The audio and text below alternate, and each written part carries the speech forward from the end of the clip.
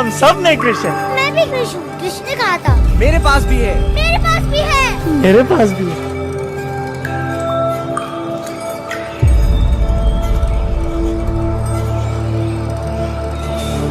पैदा तो मैं भी शरीफ हुआ था, पर शराफत से अपनी कभी नहीं बनी। जरा हम भी तो देखें कि हमसे बड़ा शैतान कौन पैदा हो गया।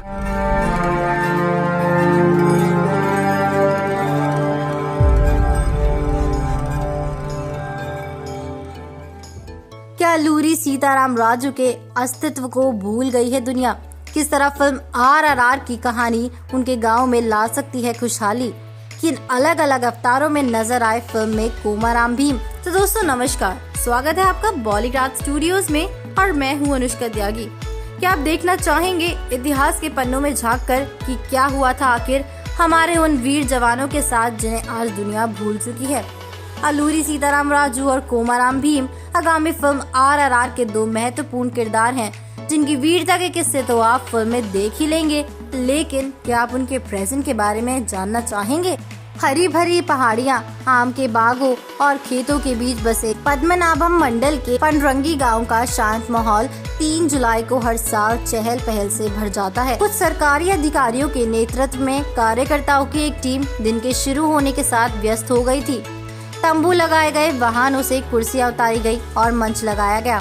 स्वतंत्रता सेनानी अल्लूरी सीताराम राजू की जयंती समारोह के लिए ये तैयारियां चल रही थी, जिनका जन्म 4 जुलाई 1897 को इस गांव में हुआ था। उनकी मां सूर्य नारायण अम्मा भी इसी गांव की थी। हालांकि विशाखापट्टनम जिले के मुख्यालय से लगभग 45 किलोमीटर दूर इस गांव में सजावट के बीच खराब सुविधाओं पर निवासियों का असंतोष स्पष्ट दिखाई दे रहा था। ग्रामीणों के एक समूह ने कहा कि हम देखते हैं कि सरकारी अधिकारी और राजनीतिक नेता साल में केवल 2 बार इस गांव में चक्कर लगाते हैं।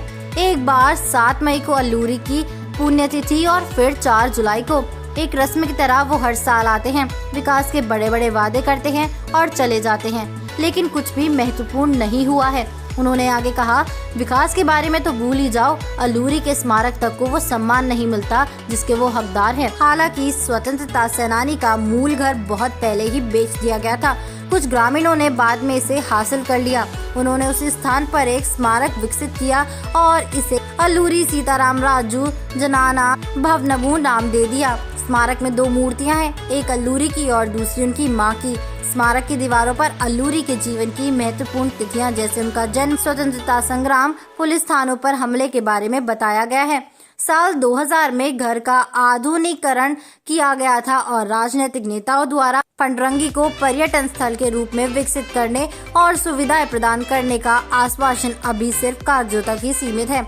स्थानीय लोगों ने कहा कि टूरिस्ट आते हैं, स्मारक के बारे में पूछताछ करते हैं और तस्वीरें लेते हैं, लेकिन यहाँ पर कोई सुविधा न होने के कारण वो चाहकर भी वापस जाने के लिए विवश होते हैं। हालांकि कुछ निवासियों ने कहा कि इस गांव में पैदा होना एक सम्मान की बात है। मैं अपने दादा से अल्लूरी की वीरता की कहानियां सुनकर बड़ा हुआ हूं। लोगों का कहना है कि वो अंग्रेजों के खिलाफ ग्रामीणों से समर्थन मांगने पंडरंगी आया करते थे। मुझे इस ऐतिहासिक गांव का निवासी होने पर गर्व है। 75 वर्षीय देवड़ू बाबू के पास एक मंदिर की ओर इशारा करते हुए कहा कि अल्लूरी की मां उन्हें वहां ले जाती थी। सामाजिक कार्यकर्ता के अप्पला नायडू ने गांव की युवाओं की तारीफ करते हुए कहा कि पिछले कई सालों से गांव के कुछ युवा स्मारक की देखरेख करते हैं। उन्होंने सुनिश्चित किया कि इसे मंदिर के रूप में माना जाए। स्मारक के अंदर जूते ले जाना मना है। युवा परिसर को साफ रखे हुए हैं और स्मारक के पास कचरा डंप करने के खिलाफ जागरूकता पैदा कर रहे हैं।